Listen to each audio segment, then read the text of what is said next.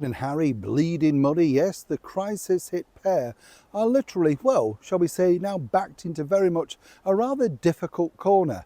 But is it all their own doing? As ever, let me explain. Morning, nice to see you, chums. Thank you so much for joining me today. And as ever, welcome one and all brand new subscribers. It's lovely to see so many people getting on in the group, by the way, and offering different things and conversations with each other. That's what it's about. If you're alone, as I often say, I know on this show, but if you're alone, don't be. It's just a bit of conversation.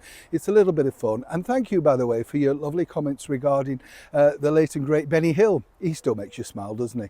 Yes, I mean, the thing is, as I said, laughter is a wonderful thing. And if you look at something, even though you've watched it many years ago, Laurel and Hardy with a piano, if you're ever down, the one where they got it just is hilarious. No matter how many times you see it, the brilliant acting between the pair, the comic timing, genius. I love Ollie's just look to the camera as if, I've worked with many people like that. I'm sure you can just love it, don't you? Let's get back, of course, to your royal story. Oh, we haven't done a wave, have we? We'll have a lovely wave today, but thank you for joining me. Let's get back to your royal story of the day.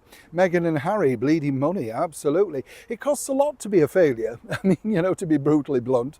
You see, the problem that Harry and Meghan have got, it is a huge problem moving forward. They had that golden period where everybody was offering them everything. Netflix, Spotify, all of those things, right, chums?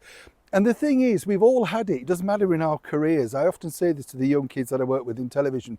There's a period, say, between 27 and 35, 36 maybe now if you're lucky, where people will keep hiring you and then you become too expensive and then they decide they can get somebody cheaper. Normally it's somebody 25. You get the picture. This is what's happening with Harry and Meghan. They had, as I say, all the mega deals coming forward, but these latest sort of revelations, particularly by the fact that Harry himself has basically pointed out that he's gone down a rather different trajectory in path of money and security and all that sort of stuff. It costs a lot to run failure. And Meghan Markle's failure as an entrepreneur, whatever you want to call her, has cost them a lot.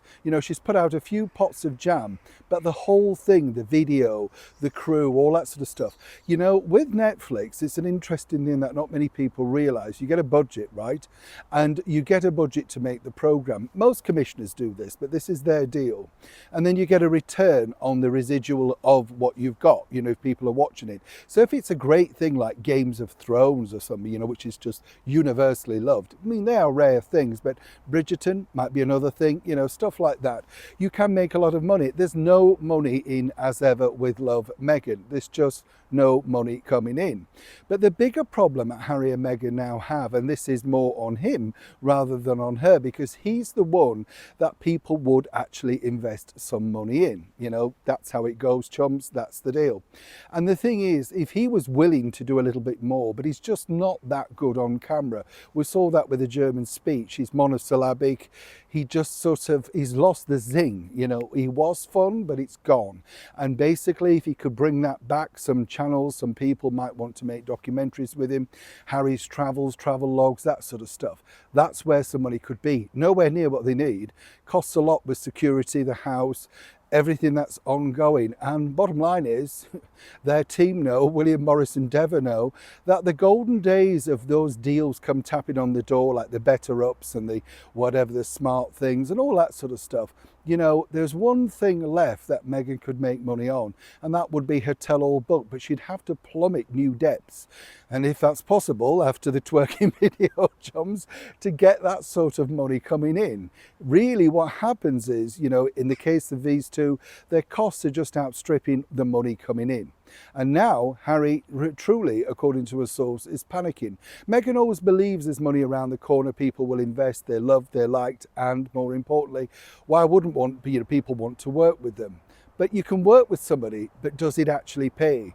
And the reality for Harry, even though he has no control over those finances, is simply that he's willing to go along with whatever his wife tells him, because clearly he's no businessman. But neither she. She was just a two-bit actress in a sort of soap opera thing. She has never really managed this level of money before, and it's going through their fingers. The bigger problem is nobody's tapping on the door offering more, until she's ready to spill, no doubt. Neil Shaw, Kensington, London.